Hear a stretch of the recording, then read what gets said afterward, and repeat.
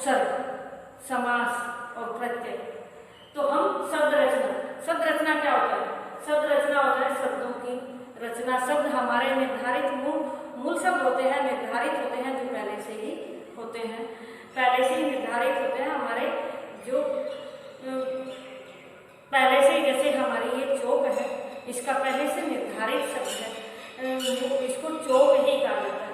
इसको हमारे green board कहा जाता है, तो यानी बोर्ड कहा जाता है। और green board, black board, white board. तो इस तरह के जो अलग इसमें जोड़ दिए जाते हैं, ये इस तरह के हमारे शब्दों की रचना होती है। तो शब्दों की रचना ये कही जाती है, शब्दों की रचना। तो शब्दों की रचना हमारी बताया मैंने उपसर्गों द्वारा होती है, प्रत्ययों द्वारा होती है, समास द्वारा होती है और संधि द्वारा होती है। लेकिन हम यहाँ पहले हम उपसर्ग द्वारा कैसे रचना होती है, नए शब्दों की रचना होती है। नए शब्दों की रचना, नए शब्द बनाए जाते हैं, नए शब्द बनाए जाते हैं, नए शब्द बनाए जाते हैं।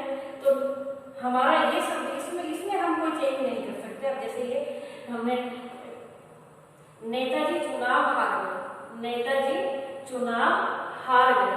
तो हार एक मूल शब्द है, निर्धारित है, ये पहले से बना दिया गया शब्द, इसमें हम कोई परिवर्तन नहीं कर सकते। तो ये हमारा एक शब्द है।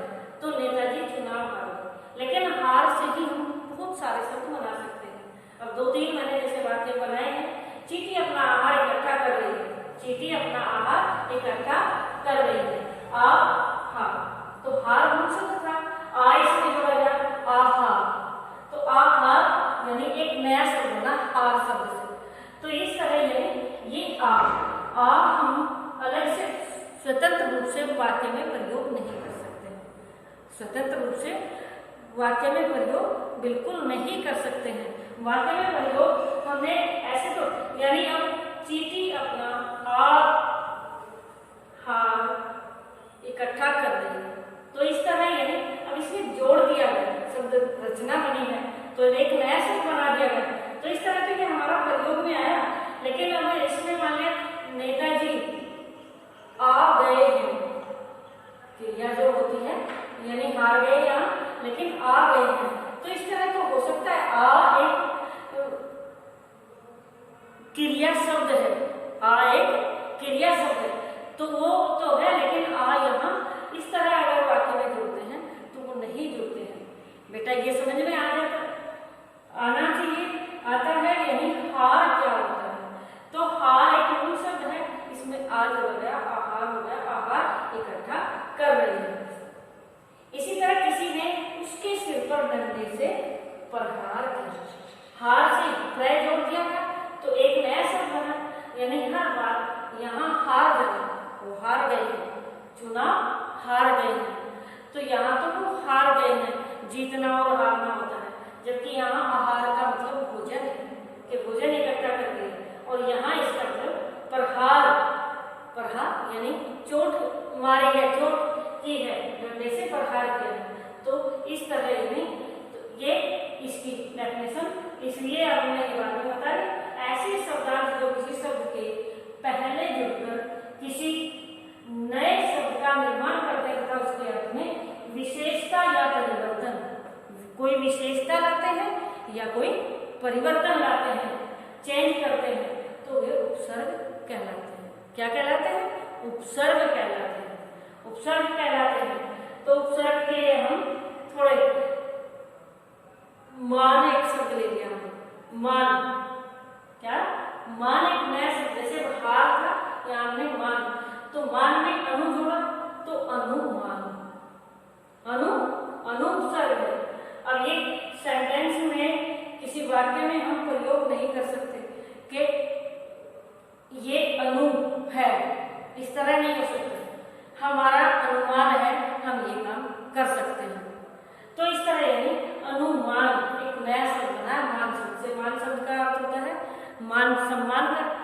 लेकिन यहाँ जब अनु इसमें जोड़ दिया गया तो नए शब्द की रचना हो गई, तो शब्द का परिवर्तन भी हो गया, यानी अर्थ में भी चेंज आ गया। अनुमान मीन्स हुआ अंदाजा, अंदाज, सॉरी अंदाज नहीं, अंदाजा ये होता है। इसी तरह मान, सम्मान, तो सम और मान,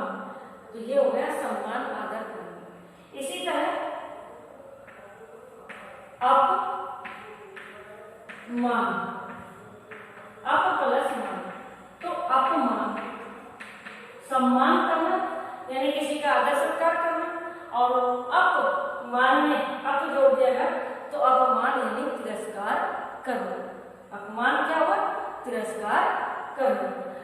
तो इस तरह हमारे ये नए नए शब्दों की रचना उपसर्गों के द्वारा, प्रत्ययों के द्वारा होती है। तो ये हमारी उपसर्ग के द्वारा नए नए शब्दों की रचना हुई है। शब्दों की रचना तो हुई है, अब इनके यानी उपसर्ग, उपसर्ग मैं फिर से बताती हूँ। उपसर्ग यानी शब्द के शुरुआत में जुड़ते हैं, शब्द के शुरुआत में जुड़ते हैं। ये देखो शुरुआत में जुड़े हुए हैं, ये शुरुआत में जुड़े हुए हैं, शुरू में जुड़े हुए हैं, तो ये होते हैं हमारे उपसर्ग। और अगर मूल शब्द के बाद में जुड़ते तो होते हैं हमारे प्रत्यय। तो प्रत्यय में बाद में समझाऊंगी, पहले ये अच्छे से समझ लें, समझ आ गया हमें। तो अब ये हमारे संस्कृत के, हिंदी में 5 प्रकार के उपसर्ग होते हैं। हिंदी में हमारे उपसर्ग के भेद कितने हैं? 5 प्रकार के हैं। वैसे मुख्य 3 हैं, 3 होते हैं। संस्कृत के उपसर्ग, हिंदी के उपसर्ग, उर्दू के उपसर्ग। उर्दू के उपसर्ग या विदेशी उपसर्ग भी बोलते हैं। विदेशी में उर्दू और अंग्रेजी दोनों आ जाते हैं। तो इस तरह हमारे किसी किसी बुक में 3 भी होते हैं, तो किसी में 5, इसमें 5 दे दिए गए। तो इस तरह संस्कृत के उपसर्ग हमारे, संस्कृत के उपसर्ग हमारे हैं जो हम तत्सम उपसर्ग भी जिनको बोलते हैं, जो संस्कृत से ज्यों के त्यों, संस्कृत से ज्यों के त्यों आए हैं, उनको हम बोलते हैं ज्यों के त्यों हिंदी में प्रयोग होते हैं, उनको बोलते हैं हम। जैसे तत्सम शब्द है तो ये तत्सम उपसर्ग है। तत्सम उपसर्ग हैं हमारे जैसे अब, अधि, अन आदि, इस तरह के। ये आपकी बुक में है, अच्छे से इनको पढ़ोगे, ये मैंने समझा दिए हैं। तो ये संस्कृत के उपसर्ग। अब दूसरे हैं उपसर्गों की तरह प्रयोग में आने वाले अव्यय। उपसर्गों की तरह प्रयोग में आने वाले अव्यय क्या होते हैं? ये अव्यय भी एक बार समझो। अव्यय होते हैं जो हमारे यथा, तथा और यानी अविकारी शब्द, अविकारी शब्द होते हैं कि लिंग वचन कारक के अनुसार नहीं बदलते हैं। लिंग वचन कारक पुरुष के अनुसार हमारे अव्यय नहीं बदलते हैं, वो इस तरह के हमारे अव्यय होते हैं। जैसे और, तथा, लेकिन, ये इस तरह के क्रिया विशेषण जिनमें यानी कि क्या बताया मैंने, अव्यय शब्द वे होते हैं कि जो किसी भी कारण से, जो किसी भी कारण से उनमें कोई परिवर्तन नहीं होता है, उनको हम अव्यय कहते हैं। तो उपसर्गों की तरह प्रयोग में आने वाले संस्कृत के अव्यय ये हमारे क्या होते हैं? ये हमारे होते हैं, ये हमारे होते हैं उपसर्ग की भांति प्रयोग होने वाले संस्कृत के अव्यय। अब जैसे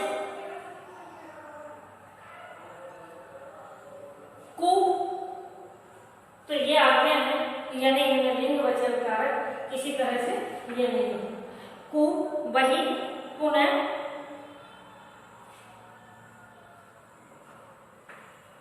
कु, वही, ये वही से होता है, पुनः, ये हमारे संस्कृत यानी उपसर्गों की तरह प्रयोग में आने वाले संस्कृत के अव्यय हैं। और अब है हिंदी के उपसर्ग। हिंदी के उपसर्ग होते हैं हमारे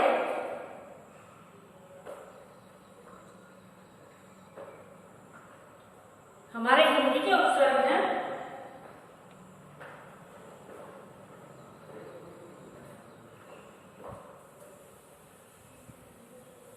ये, समझ आ गया होगा, ये मैं बता देती हूँ। तो हिंदी के उपसर्ग हमारे क्या है, कैसे कि हिंदी के उपसर्ग हैं ये, जैसे अध,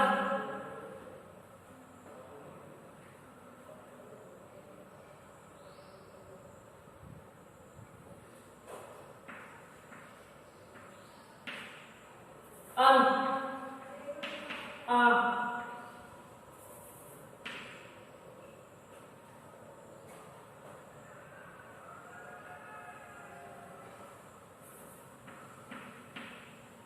सम, ये हमारे हैं हिंदी के उपसर्ग। कहीं के उपसर्ग है, ये हमारे हैं हिंदी के उपसर्ग। हिंदी के उपसर्ग ये हमारे, तो इस तरह यानी अध, अध से बनाया, यानी इसमें हमें एक और विशेषता इसमें होती है कि अध खिला, अध खिला यानी खिला शब्द था, खिला हमारा शब्द था, अध इसमें लगा दिया, क्योंकि इन उपसर्ग की विशेषता एक यह भी होती है, एक ही उपसर्ग से, इसीलिए इनको उपसर्ग कहा गया है कि एक ही उपसर्ग से बहुत सारे शब्द बनाए जाते हैं, शब्दों की रचना होती है, इसीलिए इनको कहा गया उपसर्ग। क्योंकि एक नहीं, अब जैसे अध खिला, अध पका, आधा पका, अध कचरा, आधा कचरा जैसे बोलते हैं, तो इस तरह यानी कि अध खिला, अध पका, अध कचरा, अध मरा, आधा मरा, यानी अचेत जो होता है। तो इस तरह हमारे एक ही उपसर्ग से, एक ही उपसर्ग से कितने शब्द बने हैं, तो इसीलिए इनको उपसर्ग कहा गया। तो ये तो हुए हमारे अध से, ये कहीं से हुए, अध से हुए हैं। अब इससे अलग हमारे होते हैं अन, अन से, अन, एक तो अन ये होता है, एक अन ये होता है, तो इसमें भी थोड़ा अंतर होता है। तो अन, अन यानी अनपढ़, अनपढ़, तो ये हमारा अन उपसर्ग से नया शब्द है, नया शब्द है हमारा अनपढ़, अन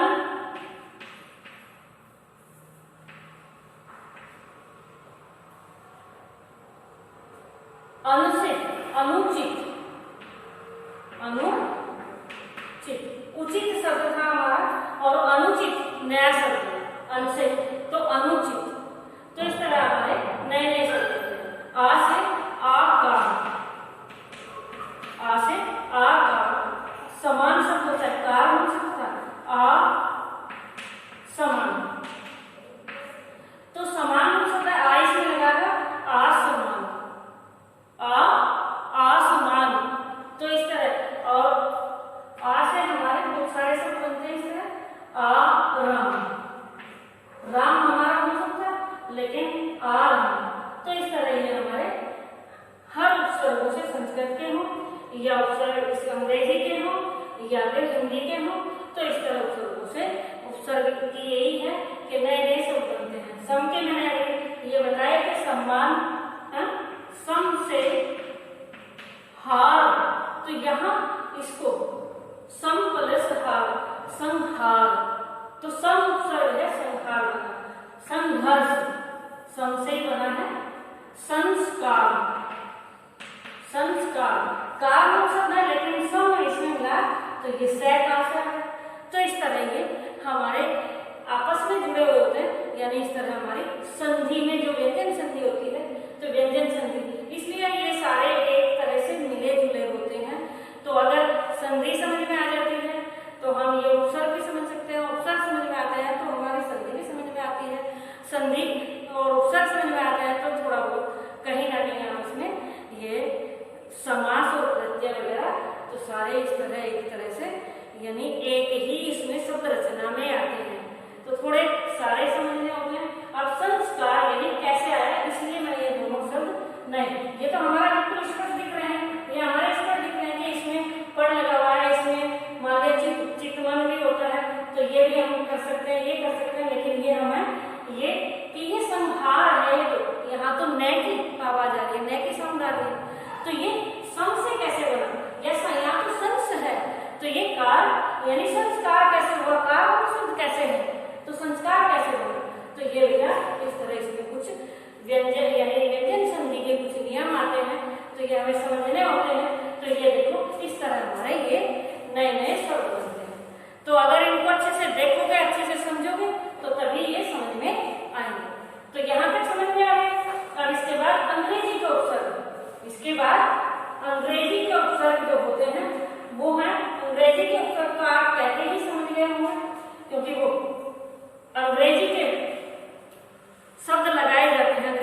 उपसर्ग लगाए जाते हैं, अंग्रेजी के उपसर्ग लगाए जाते हैं, जैसे सब या फिर सब। अब सब यानी सब इंस्पेक्टर, सब इंस्पेक्टर, तो ये सब इंस्पेक्टर, सब कोऑर्डिनेट, सब कोऑर्डिनेट, तो इस तरह यानी ये सब अंग्रेजी का उपसर्ग है, अंग्रेजी का क्या है उपसर्ग है, और इससे सब इंस्पेक्टर। तो ये 2-3 मैंने शब्द बनाए हैं, तो इस तरह यानी अंग्रेजी के उपसर्ग होते हैं। और इसी तरह सब है, सब है, और इसके बाद यानी वाइस,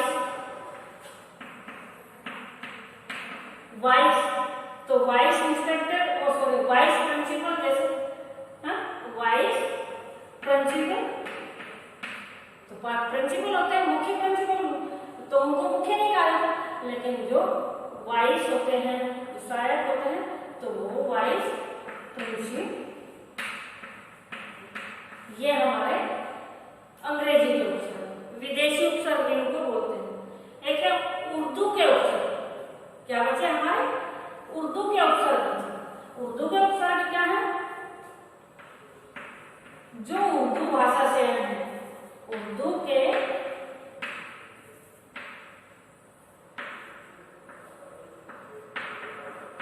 उपसर्ग, उर्दू के उपसर्ग जैसे बे, हर, हम, ला, ये हमारे उर्दू के उपसर्ग। दे यानी बेकसूर, बेकसूर, बेकसूर,